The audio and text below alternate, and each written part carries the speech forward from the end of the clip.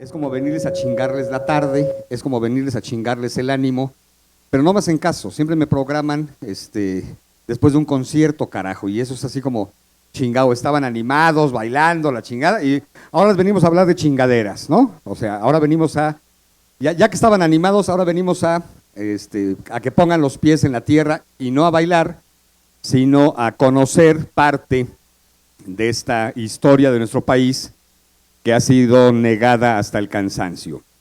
Soy Fritz Glockner y quiero entrar en la plática, pues, antes de dar la palabra al compañero que me hace favor de acompañarnos, planteando una situación muy simple. Siempre he dicho que guerra sucia es una denominación errónea.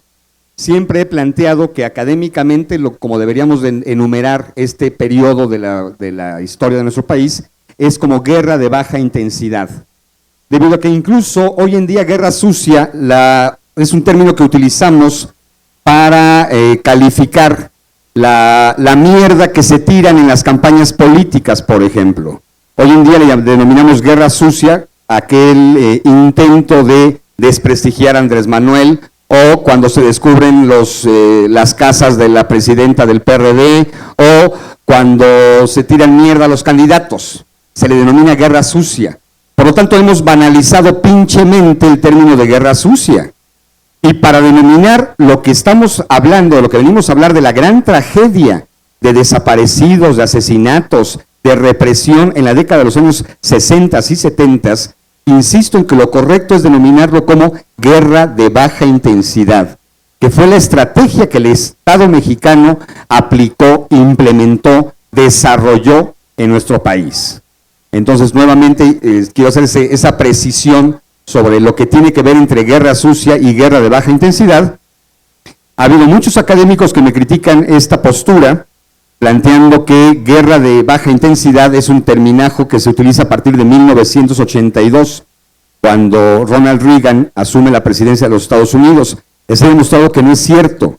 Guerra de baja intensidad es el término que se utiliza en el manual con el cual aprendían técnicas de contrainsurgencia los militares y los policías mexicanos y latinoamericanos en la Escuela de las Américas en Panamá. Y ese manual tiene como fecha el año de 1962, 20 años antes de que Ronald Reagan asumiera la presidencia de la República, académicamente hablando. Entonces, por eso insisto en este tipo de precisiones, tanto académicas como de divulgación general, donde se ha banalizado este término de guerra sucia y que se debe a que los periodistas argentinos fueron los que acuñaron, en el caso argentino, la manera de calificar la represión en aquel país. También tomemos en cuenta que los pinches argentinos de pronto se han hecho como los únicos acreedores de la tragedia y de la represión, y evidentemente en nuestro país tenemos nuestra larga historia por contar. Hecha esta precisión, continuaría planteando que parte importante de este periodo, como historiador, tiene que ver con las fuentes históricas. Es horrible para un historiador intentar descubrir, intentar narrar, intentar contar un periodo de la historia de México donde las fuentes son absolutamente agua. ¿A qué me quiero referir? Es evidente que el Estado mexicano ha negado y negó en su momento histórico la existencia de una guerra de baja intensidad. Es evidente que los gobiernos de Gustavo Díaz Ordaz, el gobierno de José López Portillo, el gobierno de Luis Echeverría Álvarez, siempre planteaban que la estabilidad en nuestro país era hermosa, que no pasaba nada, que no había presos políticos, que no había desaparecidos, que no había muertos. Pausa dramática que se me acaba de secar el hocico. Buchito de café, ya puedo seguir hablando. Y entonces hubo una negación, una negatividad hacia lo que sucedía en cuestión de represión en nuestro país. De ahí que las fuentes sean muy difíciles de tener acceso a ellas. Junto con esto, evidentemente, los movimientos armados en nuestro país fueron movimientos armados clandestinos. Por lo tanto, también es difícil el tener acceso a los testimonios. Mucha gente no quiere hablar, mucha gente sigue teniendo a los fantasmas en las espaldas como para contar sus anécdotas. En fin, contaré la anécdota maravillosa de cuando entrevistaba yo, alguien me citaba a un exguerrillero urbano y me aseguraban que había sido miembro del Movimiento Armado Revolucionario, del MAR. Lo localizo en Guadalajara, acepta a que lo entrevistara yo, y de pronto me plantea que él nunca había pertenecido al MAR, había pertenecido al movimiento 23 de septiembre, pero que es detenido en el momento en el cual se encontraban en pláticas el movimiento 23 de septiembre con el MAR para hacer una fusión entre estos grupos. Y por lo tanto todo el mundo creía que aquel compañero pertenecía al MAR. Le decía yo, bueno, güey, han pasado 30 años y nunca has dicho, oigan, yo era del movimiento 23 de septiembre, no del MAR. Pues no, nunca se me ocurrió aclarar, e incluso en los archivos policíacos aparece como militante del MAR, y nadie del MAR, los líderes del MAR nunca dijeron, ese pendejo no es de nosotros, y en la cárcel nunca dijo, este cabrón no es de nuestro club, ¿no? Y los de la 23 de septiembre, el movimiento 23 de septiembre nunca dijo, hey, güey, ese era el líder nuestro. Son de esas cosas curiosas que incluso la clandestinidad también llega a encriptar la propia memoria, digamos, ¿no? Por lo tanto, cuando haces un trabajo de investigación al respecto, si te encuentras con broncas de confrontar la memoria, si de por sí la memoria puede ser muy laxa, si de por sí la memoria puede ser, pues, recordar desde el presente el pasado a partir de lo que nos conviene, cuando estás intentando escarbar en lo que son los movimientos armados y algo tan complicado como suele ser un movimiento clandestino, evidentemente tienes que contrastar las versiones. No te puedes ir con la primera versión que te cuentan porque si no, evidentemente estás siendo muy parcial. Tienes que contrapuntear si realmente iba vestido de rojo, si la pistola que sacó era una calibre 22, si el banco estaba en la esquina de Insurgentes y Mixcoac. Sí, creo que Insurgentes y Mixcoac no hacen esquina, pero bueno, soy poblano, ¿no? Entonces, y no tengo Google a la mano y no voy a hacer la mamada de sacar mi teléfono celular para revisar si hacen esquina o no. No la cagué, gracias. Entonces, evidentemente si te encuentras ante una tentación de tener que ir construyendo una telaraña histórica para acercarte no a la verdad histórica, porque son mamadas. Ningún historiador tiene la verdad histórica, que me disculpe la Academia Histórica por decir este tipo de maravillas aquí en público, pero incluso el mismísimo maestro Florescano, al cual respeto, y a González y González, que en paz descanse, y la chingada, toda esta maravilla de historiadores mexicanos de la Academia, pero que pues, no me vengan con mamadas de que existe la verdad histórica, porque neta que no existe. Te aproximas como historiador a una de las tantas versiones que tiene la historia como tal. ¿Me explico? Y no digo que la historia no sea una ciencia, evidentemente es una ciencia social, pero te vas acercando paulatinamente a ella. Y la tercera fuente, evidentemente, son los archivos. Y sobre esto quiero ser muy específico, como en su momento todos, antes del 2002, todos soñábamos con tener acceso, por ejemplo, a los famosos archivos de la extinta Dirección Federal de Seguridad. Y huevos, el pendejo de Vicente Fox que nos abre los archivos y que nos lo coloca en Lecumberri, güey. Que siempre dije, pinche Fox culero, ¿no? Tanto trabajo que nos costó a los familiares de los detenidos, de los presos en Lecumberri, sacarlos de Lecumberri, güey, para que 30 años después me los regresen convertidos en papel, culero. O sea, son chingaderas y no mamadas, ¿no? Pero bueno, esos archivos que todos aspirábamos a tener acceso, cuando tuvimos acceso, me di cuenta de que entonces vino esta ola de ahí está la neta del planeta. Y me he cansado de decirle a historiadores, periodistas, curiosos, familiares, pedorros, ¿no? Tengamos cuidado con esos archivos. Son archivos policíacos, güey. No son archivos históricos. Ahí hay la declaración de todos los detenidos, sin excepción, está extraída bajo tortura. Por lo tanto, si yo tengo unos cables en los huevos y le suben a la intensidad y me preguntan, ¿eres Superman? Les digo, no mames, no soy Superman, soy Supercan y Supergirl y Superman, Batman y Robin al mismo tiempo, güey. Ya quítame los cables de los huevos. ¿Estás de acuerdo? Entonces, evidentemente hay que ser bastante cautos con esos archivos policíacos, no históricos. Aquí está el mismísimo Julio Scherer, segunda pausa dramática.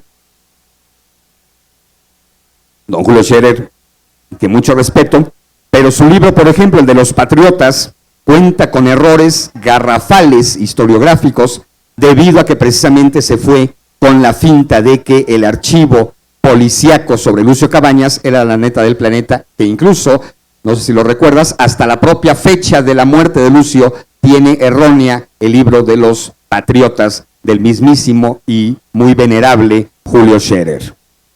Por lo tanto, es otro de las fuentes con las cuales tienes que acercarte con cautela. Y por último, evidentemente la información hemerográfica, diarios y revistas de la época, donde también tienes que acercarte con una maravillosa cautela. Primero, porque evidentemente no te vas a creer las versiones que vienen en periódicos como Novedades o El Heraldo, ¿no? Donde evidentemente tranzas, rateros, desgraciados, hijos de puta, calificativos que le ponían a los guerrilleros, ¿verdad? Asaltabancos, robavacas, robachicas, violadores, hijos de Marcelino Perelló, ¿no? Y demás historias. Pues, evidentemente no podías creerte ese tipo de chingaderas, como tampoco las versiones de la revista ¿Por qué?, donde la noticia se convertía en panfleto, donde la noticia terminaba, la sangre de nuestros héroes derramada, va a venir, no mames, ¿no? Ese material no le sirve al historiador. Entonces, esa información la tienes que ir tamizando también.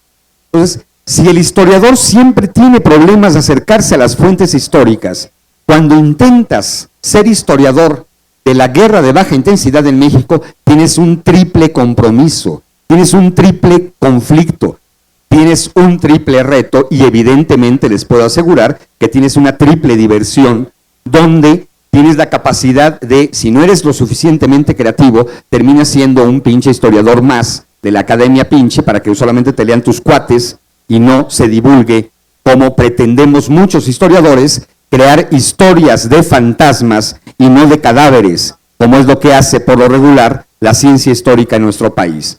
¿Por qué escriben a través de muertos? Para que no se asuste en el presente.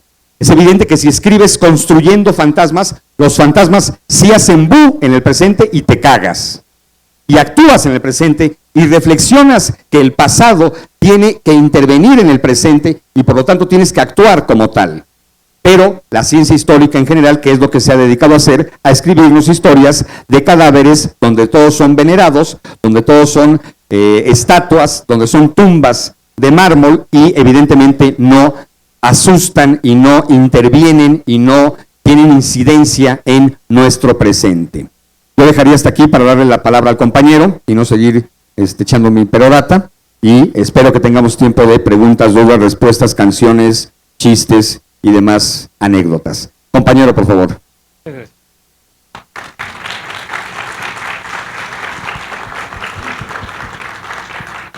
Muy buenas tardes a todas y a todos.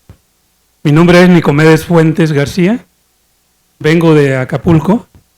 Me da mucho gusto saludarlos en esta tarde aquí en esta feria del libro que organiza esta brigada maravillosa que a través de la cultura pues realiza toda una actividad importante. Gracias a Fritz, me da mucho gusto compartir esta mesa, es un honor para mí compartir esta mesa. Yo no he escrito nada, ni escribo ni siquiera cartas. Vine a compartir una experiencia con ustedes. Pertenezco a un equipo de sobrevivientes de la llamada Guerra Sucia. También le han llamado Guerra de Baja Intensidad o una etapa de terrorismo de Estado, que finalmente esa etapa pues se la dejamos a los académicos. Yo voy a tratar de narrarles una experiencia, porque además es muy importante que desde el punto de vista de la recuperación de la memoria, pues recordemos esta época, porque las cosas no han cambiado desde entonces, es otra cualidad. Que lo que pasó en ese tiempo, como lo describe Fritz, es una tragedia enorme, pero no aprendimos de ella. El Estado mexicano no aprendió de esta historia, de esta etapa.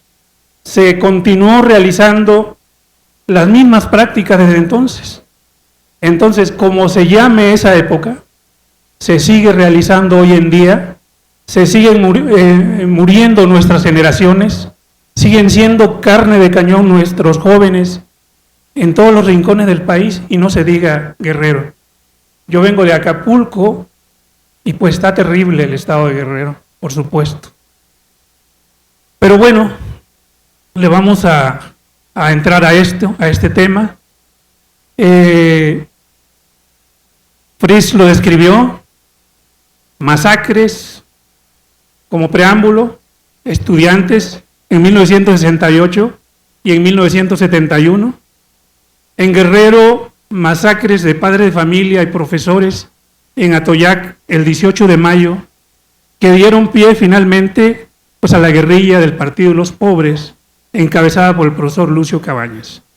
Antes ya se había levantado también el profesor Genaro Vázquez Rojas con su organización armada, la Asociación Cívica Nacional Revolucionaria. Y se inicia una etapa de guerrillas, porque no había de otra salida. El movimiento pacífico que hasta entonces se había presentado era masacrado, no había otra alternativa, no había diálogo, no había manera de que el Estado mexicano, las autoridades, pues atendieran las demandas sociales de estas organizaciones de oposición. Surge la lucha armada, concentra el gobierno enormes cantidades de tropa en la región, cercan el estado de Guerrero, construyen o implementan planes militares que desde los nombrados Plan Telaraña, Plan Atoyac, que son para arrasar propiamente a la guerrilla, pero no solo a la guerrilla, sino a la población también. Tener el control total de la población y de esa manera aniquilar a la guerrilla. Entonces, pues así ocurre toda esta época de tragedia, muchos muertos, muchos desaparecidos, encarcelados, exiliados, y de ahí pues viene una etapa donde caen los líderes, caen en combate Lucio Cabañas, el profesor Genaro Vázquez, en condiciones también todavía muy claras, en 1972, y Lucio Cabañas el 2 de diciembre de 1974, y de ahí no termina el asunto de las masacres, las muertes, al contrario, es cuando más se dan desapariciones forzadas. Al término de esta etapa, surgen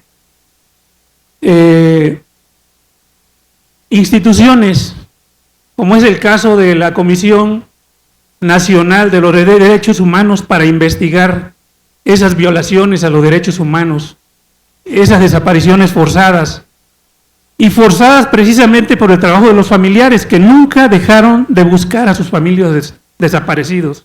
No fue por una voluntad del Estado mexicano, fue precisamente los familiares que se movieron buscando a los suyos, a sus seres queridos, a sus hijos, a sus esposos. Esa etapa hoy en día se siente igual que antes. La Comisión Nacional de Derechos Humanos trabajó 532 casos de desapariciones forzadas, que no concluyó, que no acreditó ese total a nivel nacional, y surgió después la comisión, la Fiscalía Especial para los Movimientos Sociales y Políticos del Pasado, como bien decía Fritz, producto de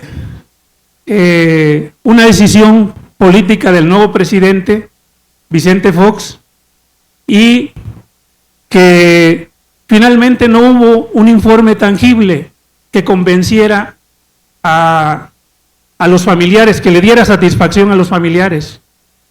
Pues este equipo de sobrevivientes nos dimos a la tarea con este tema, que era un compromiso social que nos ha cargado siempre, el hecho de haber sobrevivido a esa crisis, a esa etapa, y muchos de nuestros compañeros no habiendo tenido la misma suerte, o familiares nuestros desaparecidos también, pues es un compromiso moral de seguir buscando, de continuar esta lucha.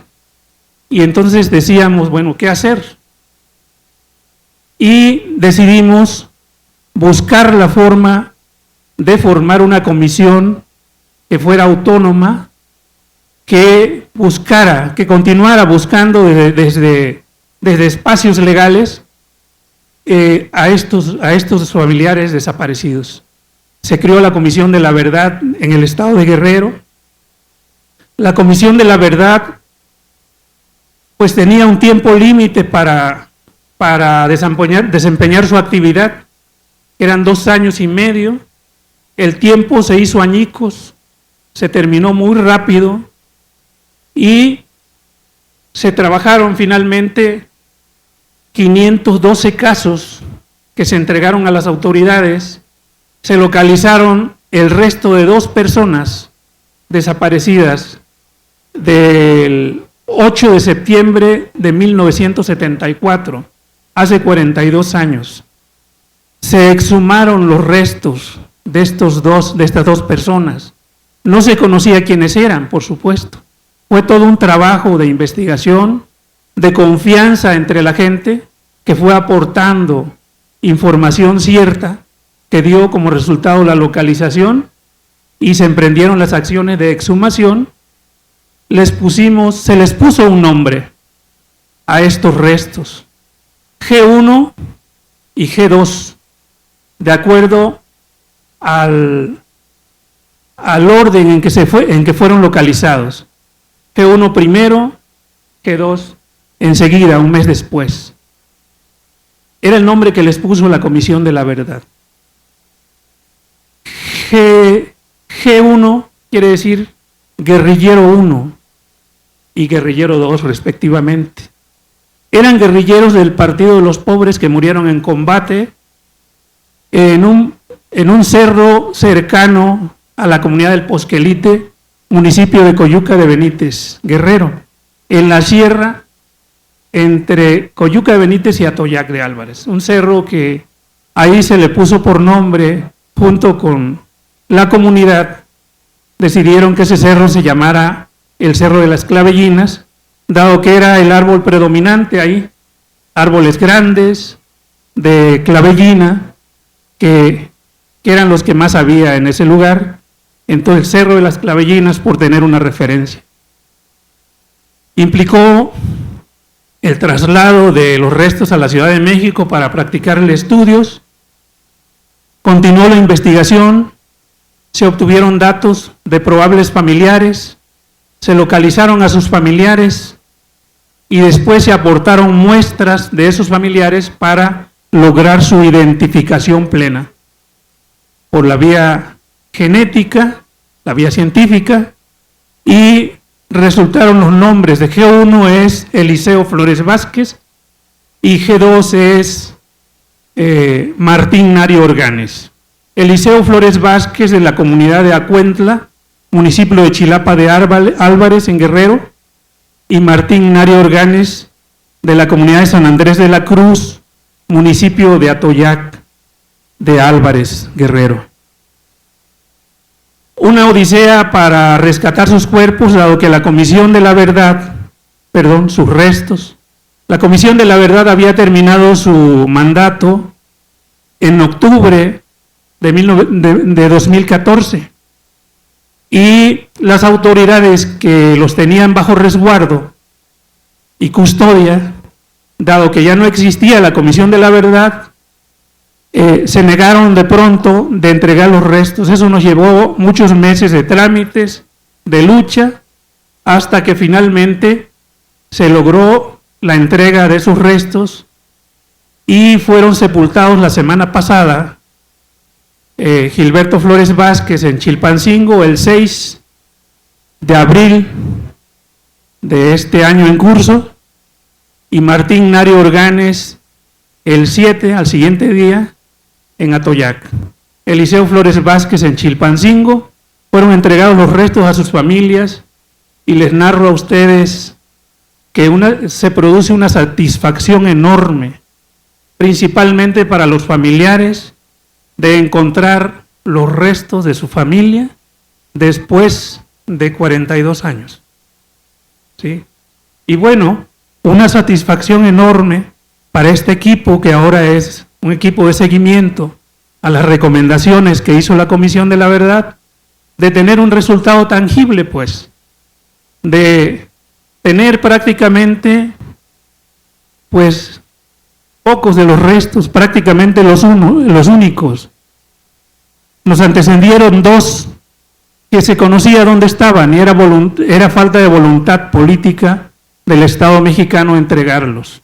Los restos de dos compañeros que cayeron en combate con el profesor Lucio Cabañas y fueron exhumados hace algunos años y enterrados en el Panteón de Atoyac. Ahora estos restos y estas personas tienen un nombre, tienen una identidad, tienen un lugar público donde sus familias puedan visitarlos, puedan verlos, y de ahí para adelante no sé qué siga. Lo que los familiares, de acuerdo a su derecho, pretendan ejercer. Y bueno, decía antes que este trabajo es un trabajo de memoria histórica. Las nuevas generaciones no conocen esto. Y entonces son los jóvenes, las nuevas generaciones principalmente, las que tienen la responsabilidad del rumbo de este país. Y hay que saber qué pasó con este país. ¿Qué hubo antes para cimentar sobre la base de que estas cosas no vuelvan a ocurrir?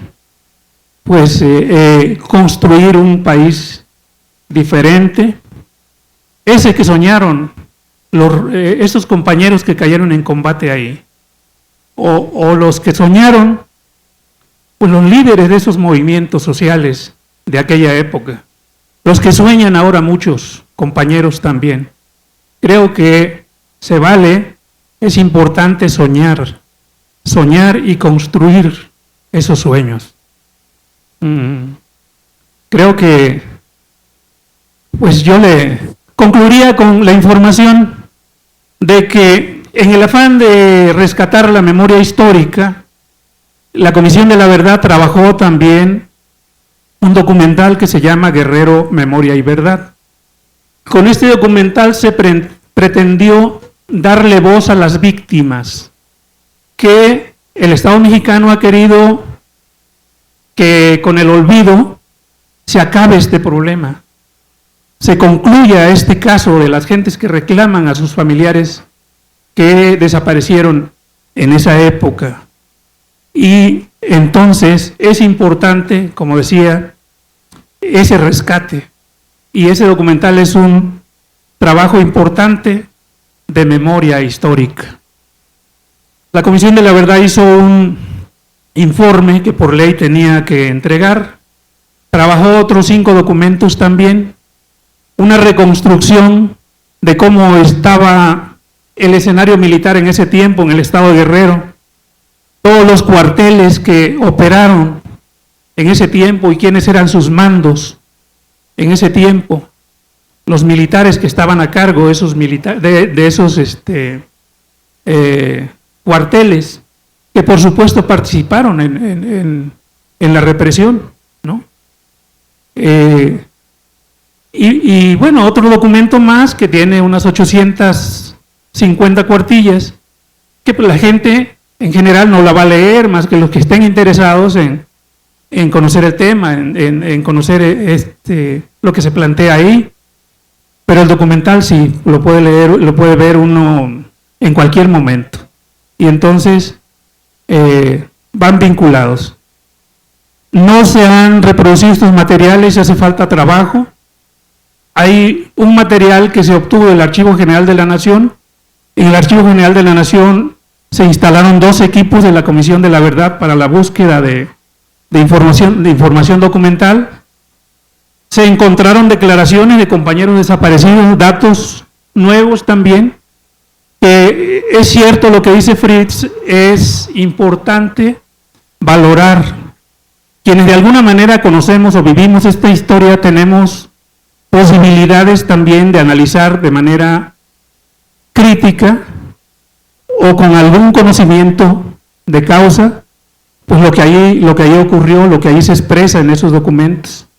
Entonces, es un acervo grandísimo que se obtuvo del Archivo General de la Nación, unas 300,000 documentos, fotografías de documentos que ocupan unos 800 gigas en un disco duro de 1 terabyte. Es muy importante, vamos a buscar la forma de que esté en un sitio electrónico donde todo el mundo que se dedica a la investigación lo pueda consultar, pueda utilizar lo que le sea útil. Y bueno, pues es la aportación de estos equipos, y pues nosotros seguimos como equipo ahora, no como comisión. Vamos a constituirnos de alguna manera para seguir jalando con este tema, ¿no? Que está pendiente y es vinculatorio con lo que pasó con los muchachos de Ayotzinapa, con lo que sigue pasando en el estado de Guerrero. El método de la represión, de la desaparición forzada, es lo cotidiano aquí en este país. Y bueno, yo con eso dejo este tema, dejo mi participación. Muchísimas gracias. Gracias, Fritz. Gracias a los organizadores y gracias a ustedes que nos permitieron estar aquí. Muchas gracias.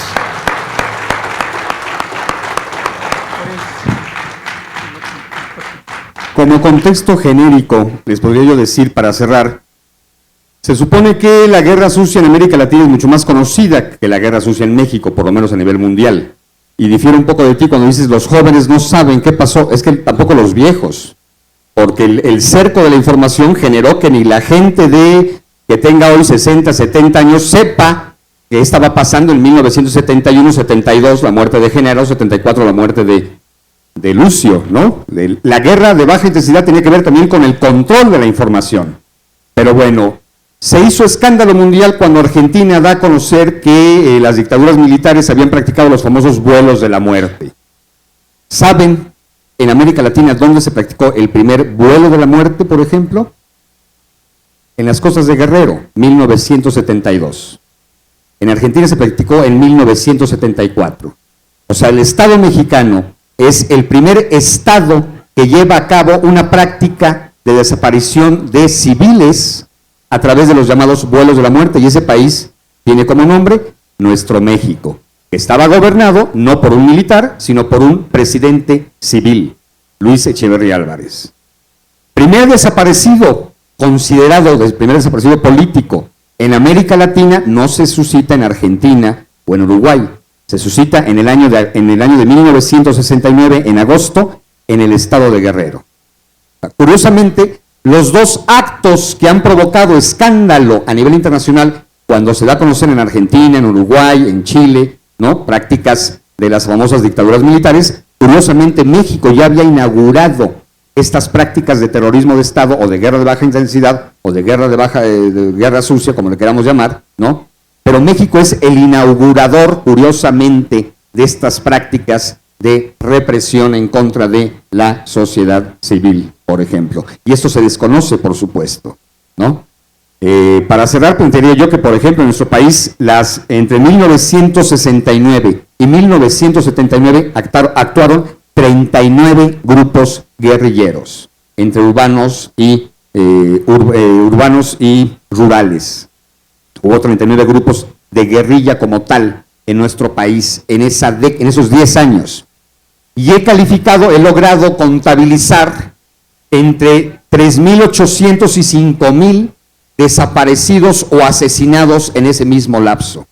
Es evidente que esa cifra hoy en día suena menor, ¿no?, tomando en cuenta que desde hace 12 años nuestro país padece las cifras escandalosas de desaparecidos, de asesinados, pero evidentemente no hay comparativo en tanto las causas y la situación que se vivía en nuestro México de los 70s a nuestro México del siglo XXI.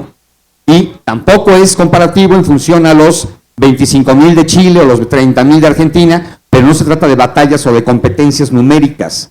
Simple y sencillamente el que hayan existido aproximadamente 5,000 entre desaparecidos y asesinados en nuestro país en esos 10 años ya tendría que ser, por motivos políticos e ideológicos, ya tendría que ser un motivo de escándalo a nivel internacional y no lo fue, por ejemplo, ¿no?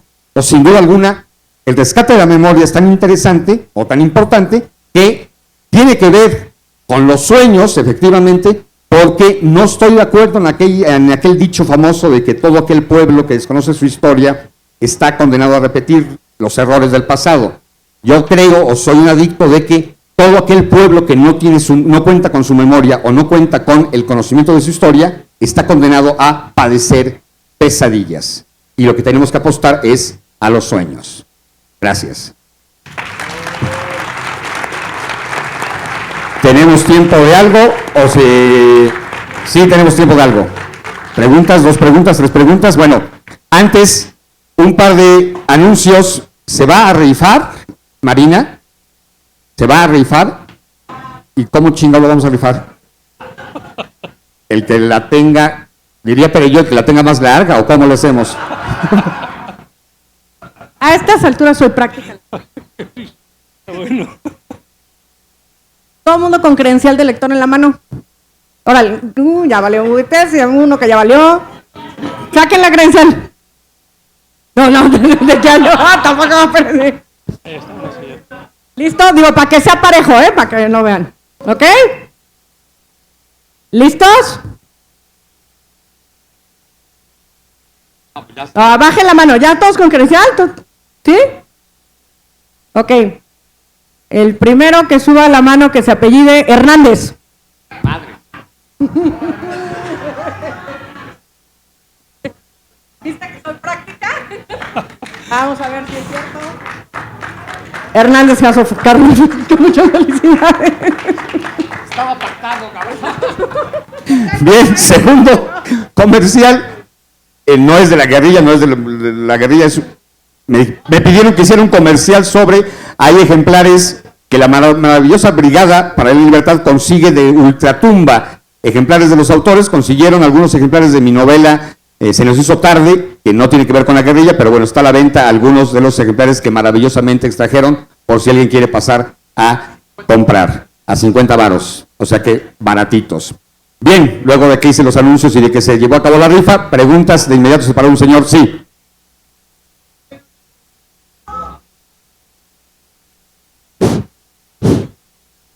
¿Se oye? Bueno, mire, yo desafortunadamente llegué tarde y no oí toda la disertación de acá del señor, pero sí he leído algo de la guerra sucia en Guerrero por medio de un libro de Montemayor que se llama Guerra en el Paraíso, y queda uno completamente abatido por todas las trapacerías, las brutalidades cometidas por el ejército mandado por el gobierno de Luis Echeverría. Y en Guerrero sabemos que esto estuvo dado por el PRI, que lanzaban desde los helicópteros al mar vivos a los que apoyaban a Lucio Cabañas, o los enterraban vivos. Y me pregunto, porque yo soy guerrerense, ¿por qué todavía sigue reinando ese maldito partido si nos ha hecho tanto daño? Leí también un libro que es de José, que se refiere a José Zorrilla, que es de la guerrilla urbana, que también a los jóvenes los perseguían en forma brutal, y cuando los capturaban les daban unas torturas brutales. Y era Zorrilla enviado por el gobierno federal de Luis Echeverría y de López Portillo, y todavía seguimos avalando a esos malditos. En el 68, por ejemplo, yo estuve en el movimiento del 68, y no me tocó por el caso por una circunstancia muy especial, pero por poco, y me quedo allí. Fue, digamos, algo que ya todos sabemos por las publicaciones que hubo, por el libro de Elena Poniatowska de La Noche de Tlatelolco, por las publicaciones de Meléndez, ¿no? El periodista aquel que hizo todo lo posible por llevar a la prensa todo lo que había pasado en Tlatelolco y lo posterior. Entonces digo, pobre pueblo mexicano, yo pienso que todas estas conferencias que dan ustedes, llévenlas a la provincia. Aquí ya estamos bien informados, aquí el PRI ya está bocabajeado, aquí el PAN está bocabajeado, entonces es en la provincia donde se necesita todo esto. O sea, chilangos, chínguense. Gracias. Pero bueno, eso de que votamos, no, yo no he votado por el PRI nunca, ¿eh? Ah, bueno, nomás hago la aclaración, no sé los demás, pero yo ni madres. ¿Alguna pregunta, duda, comentario, rapidísimo, por favor? Bueno, el tiempo se nos... yo quisiera que entender cuáles son las causas que movieron a estos muchachos. ¿Cómo ocurrió ese proceso de formación de estos grupos? Y efectivamente hay un velo, ¿no?, que nos impide saber. Pues podemos recurrir, como decías, a fuentes periodísticas, a otras cosas. Pero yo creo que para entender necesitamos conocer, leer. Difícilmente en una plática vamos a poder plantear todas nuestras dudas. Pero a mí me gustaría que pudieras recomendarnos alguna bibliografía seria. Por ahí sé que tienes un libro, una primera parte, no sé si ya salió la segunda parte. Pero creo que es importante, pues para cualquier ciudadano de este país que quiera que las cosas cambien, mejoren, ¿sí? Y no andemos votando nada más porque sí, por cualquiera que de repente se nos pare enfrente, sino que sepamos claramente cuáles son los procesos de transformación que ha tenido nuestro país a lo largo del tiempo, ¿sí? Y cómo se gestan desde abajo, desde la gente campesina, desde los obreros, desde los estudiantes pobres, cómo se construye el futuro de este país, cómo se transforma. Yo creo que eso es lo que nos hace falta. Porque a veces, aunque sepamos, somos pasivos. Queremos que las cosas cambien de milagro, sin hacer nada. Yo creo que lo que hace falta es trabajar mucho, seriamente, pero para eso se requiere una buena información, y eso es lo que yo creo que sería importante conocer el día de hoy. Plantearía yo que, por ejemplo, a nivel de la revelación de lo que fue la guerra de baja intensidad, maravillosamente la literatura fue el primer género que vino a dar a conocer. En los años 80, fines de los 70, principios de los 80, Salvador Castañeda, con su famosa novela ¿Por qué no lo dijiste todo?, premio Grijalbo 1980-81, no recuerdo bien, es el primero que empieza a contarnos qué pasó con la llamada guerrilla, específicamente la guerrilla urbana, a través del mar. Y luego otros títulos de literatura fueron los que empezaron a contarnos esta situación. Era obvio debido a la guerra de baja intensidad en cuanto a la información y que no podías elaborar documentos históricos más precisos, además de que la historia estaba muy reciente, ¿no? Entonces la literatura, como siempre, maravillosamente jugó un papel de difusor, un papel de rebelión para dar a conocer aquellos momentos. Después vino maravillosamente, evidentemente, Guerra en el Paraíso de Carlos Montemayor, que es evidentemente una de las novelas claves para entender no solamente la situación de Guerrero, sino la situación de la guerra de baja intensidad en todo México.